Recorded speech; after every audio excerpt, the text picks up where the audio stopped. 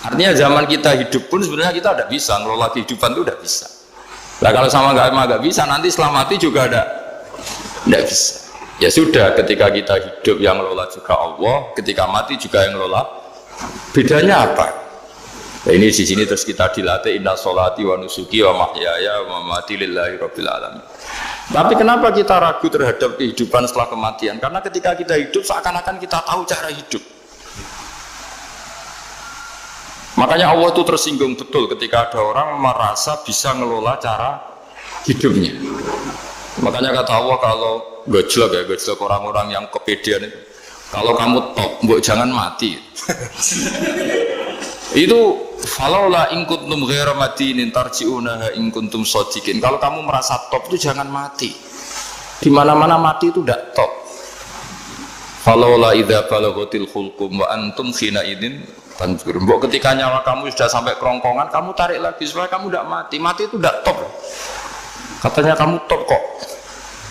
Mati. Jangan mati. Kalau top itu jangan mati, jangan miskin, jangan tua, jangan jadi jelek. Pokoknya top terus itu. Itu digocol sama Allah. Tapi orang itu lupa bahwa nah ketika sehat begini kita seakan-akan ngelola kehidupan. Nah gara-gara merasa ngelola seakan-akan kalau mati lalu saya gimana ya kalau mati. Nah cara berpikir masyarakat gini, kalau kampung ini mau dibalik sama Allah, mau ada adab, logikanya yang tahu akan ada adab itu pasti sudah pergi. Padahal Nabi Yunus pergi ini bukan karena takut adab, mangkel. Nabi Yunus itu minggat tadi abaqo itu. Abaqo itu kalau dalam bahasa Arab pergi gak pamit itu. Kalau orang Jawa bilang minggat. Kalau itu sebenarnya saking mangkelnya, saking emosinya, beliau akhirnya meninggalkan kaumnya tanpa pamit. Tapi kaumnya itu menjadi tahu bahwa ini serius Yunus. Buktinya dia agak berani di kampung, berarti mau ada adab betul itu. Dan efek positif dari teori itu, teori kultur tadi. Akhirnya mereka tobat. Saat itu juga mereka wiridan di lapangan. Terus semua kesalahannya diselesaikan. Sampai ada rumah yang sudah dibangun permanen karena di tanah tetangga. Dirobohkan saat itu juga. Bahkan ada batu yang dulu nyuri. Satu dua batu yang dulu hasil nyuri. Saat itu juga dirobohkan, dikembalikan sama hari itu. Semua kedoliman diselesaikan. Ini penting saya utarakan, jadi tobat itu tidak hanya istighfar. Kalau istighfar ribet, tobatnya orang punya utang terus istighfar gitu kan ribet. Kan ribet itu. Ada punya utang terus minta maaf itu kan ribet itu. Harus diselesaikan itu. Tobat. Tobat diterima sama Allah. Batas akhir finish dari harusnya ada adab, misalnya Senin, Selasa, Rabu, harusnya Rabu itu sudah kena adab. Ternyata Rabu itu tidak kena adab. Nabi Yunus sebetulnya juga penasaran kampungnya itu kena adab tidak. Dilihat dari jauh ternyata tidak. Tambah kecewa dia. Gitu. Wah ini saya kalau pulang pasti dibunuh karena saya jaga pembohong. Di masyarakat situ ada aturan siapa yang bohong dibunuh. Padahal Nabi Yunus ngumumkan nanti Rabu ada adab. Kira-kira gitu. Ternyata Rabu itu udah ada adab, makanya dia sudah di batas kampung kembali minggat lagi karena nanti pulang pasti dibunuh karena dia ada kebohong. Ya akhirnya masyhur itu, terus dia ikut nelayan sekenanya, yang penting lari dari kampung, ikut nelayan sekenanya. Zaman itu, ini saya ulang lagi zaman itu. Nanti ini efeknya nanti ke tauhid. Zaman itu para nelayan tuh kayak sepakat. Kalau ada kapal atau perahu kok mau tenggelam, itu pasti ada yang minggat. Hanya minggat itu pergi tidak terhormat itu. Terus fasahama fakana minal mudkhadin. Nah dulu tuh orang sudah punya peradaban. Ini cerita kultur, sudah punya peradaban. Punya peradaban. Ya sekarang gini, kalau nyemplungkan salah satu kan tidak adil diundi. Ternyata yang keluar dia Nabi Yunus. Terus mereka tahu ini orang nggak pantas dikorbankan karena Nabi di mana-mana itu ganteng. Memang Allah itu punya sunat unik. Nabi itu harus paling ganteng di kampungnya. Nasabnya juga harus paling baik. Kabar-kabarnya juga istrinya harus paling cantik. Itu memang aturannya gitu. Nggak tahu saya. Dulu saya juga janggal. Kenapa Nabi aturannya harus gitu? Tak angen-angen di pemimpin elek ya isin itu maksudnya. Misalnya pemimpin dia masak keriting itu kan piye gitu rasanya itu. Jadi Nabi itu pasti itu paling ganteng di kampungnya, terus dari nasab ya terbaik, terus rata-rata istrinya itu ya selain solihah itu ya paling ganteng. Karena ya dibully kan, sowar tidak jadi Nabi, bujone elek kan ya ribet kalau misalnya ada yang bully gitu kan juga ribet. Singkat cerita terus dia akhirnya ditenggelamkan, dibuang karena beliau seorang Nabi, faltaqamahul khut. Beliau ditelan ya. Iltiqam itu tidak digigit, ditelan ya. Karena ditelan beliau tidak mengalami dikunyah, ditelan. Iltiqam itu ditelan. Karena beliau seorang Nabi di dalam batnil khut itu di perut. Itu dia wiridan. Dan barokahnya wiridan itu perut ikan ini menjadi masjid. Dia nyaman di situ nyaman karena terus mengalami karomah lah. Andekan wali itu ngalamin karomah. Nah kesimpulan dari cerita ini itu apa? Masyarakat itu akan selalu dengan kulturnya sendiri. Para nabi juga punya kultur sendiri. Dan Allah yang ngelola itu semua. Saya ulang lagi, Allah yang ngelola itu semua. Makanya terus dua kultur ini kalau Allah menghendaki itu gampang sekali. Akhirnya yang terjadi apa? Nabi Yunus jadi kasih sanksi Allah karena pergi tidak pamit. Masyarakatnya justru enggak karena tobat. Dan tobatnya masyarakatnya ini karena kekeliruan Nabi Yunus. Keliru dengan makna bukan dosa. Andai kan Nabi Yunus saat itu kok di rumah ingin menyaksikan adab, itu masyarakat mesti gak percaya kan ada adab. Mau ada adab kok dia di rumah gitu. Jadi unik, Allah cara ngelola masyarakat itu unik. Nah dari keunikan-keunikan cara Allah ini kemudian lahirlah ilmu yang bernama ilmu tauhid, ilmu tawakal, ilmu pasrah nang pangeran itu. Karena kemarin pas Pak Yusuf sama Bu Sulis sowan saya itu tak beri cerita agama itu milik Allah. Jika teori yang dikatakan manusia itu ya teori saja, tetap semua itu di tangan Allah. Ya saya saat itu cerita, misalnya saya ditanya, ini besi, materi besi dengan kaca itu kuat mana? Mesti kita menjawab kuat besi. Tapi saya yang mengendalikan besi dan kaca. Ternyata saya punya merencanakan menghancurkan besi, menetapkan kaca ini tak simpan, akhirnya puluhan tahun. Yang ini saya rencanakan saya hancurkan gitu. Andai kan si yang menjawab tadi tahu rencana saya, mesti kuat bilang kuat kaca. Gitu.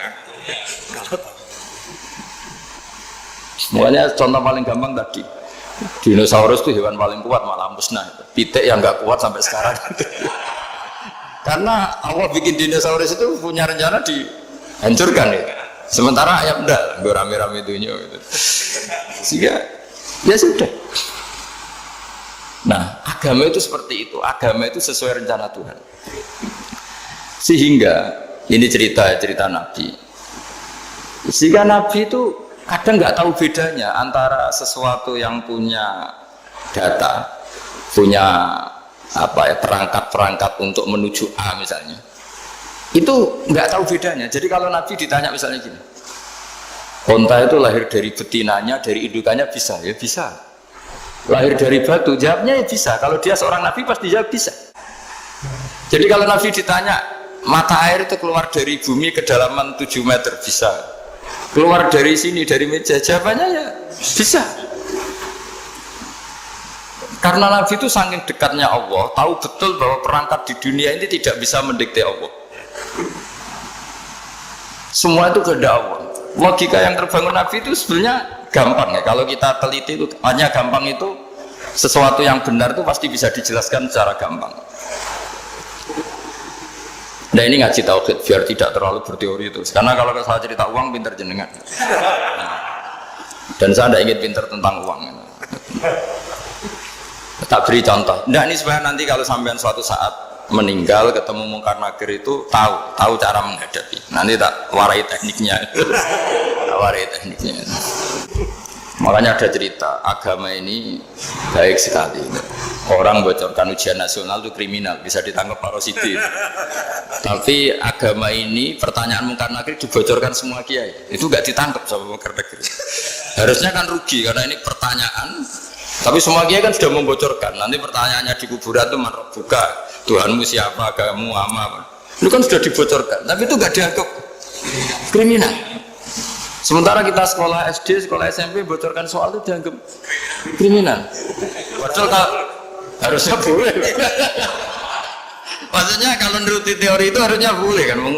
Mau pertanyaan mungkar nakir saja dibocorkan kan? Ada dasarnya kan? Ya tapi kan tidak ada itu. Harusnya boleh. Tapi kan terus jadi nggak ujian kalau dibocorkan itu. Artinya agama ini begitu baik. Pertanyaan yang taruhannya surga neraka saja dibocorkan. Kurang apanya baiknya agama ini? Pertanyaan sepenting itu dibocorkan dan kiai nggak ditangkap sama mungkar nakir ya udah itu. Saya ulang lagi ya supaya kita ingat fitrah salimah. Soal Anda modern monggo lah, tapi saya sebagai kiai akan ngajari kalian tentang fitrah salimah. Jadi kalau kamu itu benar-benar beragama, ini misalnya kertas, ini lempengan baja. Kalau kamu beragama kalau ditanya kuat mana, ya terserah jenengan. Karena bisa saja kertas ini aku punya niat tak simpan di arsip nasional. Baja ini tak niatkan, tak luluhkan, tak hancurkan. Sehingga kalau kita ngomong ya secara materi harus ditambah ya, secara materi kuat gajah ya Allah. Tapi secara substansi jenengan ya terserah jenengan monggo. Nah, di sini yang mulai orang lupa itu karena selalu menjawab pasti kuat gajah. Kata pasti ini yang akhirnya orang menghilangkan teori beragama. Berdasar logika aja. Berdasar logika. Nah akhirnya para nabi, para wali itu ditanya. Saya punya kitab karangannya Abdul Hamid, orang alim. Kitab itu dulu saya ngaji lama sekali, sampai sekarang saya pelajarin. Manusia itu dijebak hukum adat, padahal adat itu ya tidak terlibat. Misalnya kalau ada telur jadi ayam normal itu.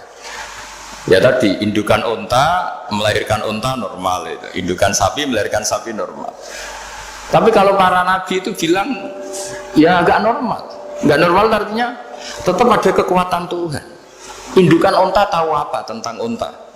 Dia punya kekuatan apa? Bisa melahirkan unta, bisa menciptakan unta di perutnya, bisa ada jantungnya, ada paru-parunya, ada ususnya. Dia bisa apa? Di situ ada tangan Tuhan. Gitu. Karena para nabi cara berpikir gitu melihat tembok ya sama. Tembok sama indukan unta itu sama, sama-sama mungkin mengeluarkan unta. Sehingga ketika Nabi Soleh ditanya, bukti apa kekuasaan Tuhanmu? Apa bisa mengeluarkan unta dari batu besar ini? Jawabannya Nabi Soleh ya bisa, langsung saja bisa. Dan mukjizatnya Nabi Soleh masyhur itu keluarlah unta dari batu. Karena secara teori ya tadi, coba unta indukan itu apa seorang profesor, apa seorang ilmuwan sehingga bisa menciptakan anaknya. Apa dia terlibat dalam menciptakan jantungnya, paru-parunya, ususnya kan enggak juga. Telur bisa apa coba? Gobloknya bukan main telur itu kan. Tapi bisa mengeluarkan ayam, dia bisa apa? Nah, para nabi, para wali itu tahu semuanya itu kekuasaannya Allah. Nah, kalau karena kekuasaan Allah bedanya apa dengan tembok? Makanya Nabi Muhammad ketika di padang pasir, semua sahabat bingung, nggak ada air, ya Nabi santai aja. Ini gimana Nabi nggak ada air, nanti orang mati kehausan. Nabi ya santai aja. Kamu ingin air katanya? Iya. Nabi nunjuk apa itu ya sudah terus ada air. Ada yang keluar dari jemarinya, ada karena Nabi itu nggak tahu bedanya antara ini mungkin dan tidak mungkin itu nggak tahunya itu ya semuanya itu Allah. Kalau kamu kan nggak, wah daerah gini nggak mungkin ada air. Ini kan padang pasir. Air itu biasanya di daerah hutan gini malah berteori macam-macam. Seakan-akan tidak ada Tuhan. Jadi kalau orang nggak bakat wali pasti berpikirnya gitu. Makanya nggak wali-wali itu orang nggak bakat karena itu kan artinya menafikan kekuasaannya Allah kan. Seakan-akan Allah tidak mampu bikin air di situ. Tapi kalau Nabi santai aja. Makanya Nabi Ibrahim ketika mau dibakar ya santai aja. Menurut beliau api bisa apa? Jadi itu meskipun hukum adat itu ya selalu berjalan. Normalnya api ya membakar di padang pasir, normalnya ya nggak ada air. Normalnya batu ya nggak mengeluarkan unta. Tapi kamu jangan terjebak oleh keseharian yang Anda lihat. Tetap di balik itu ada kekuasaannya Allah Subhanahu wa Ta'ala.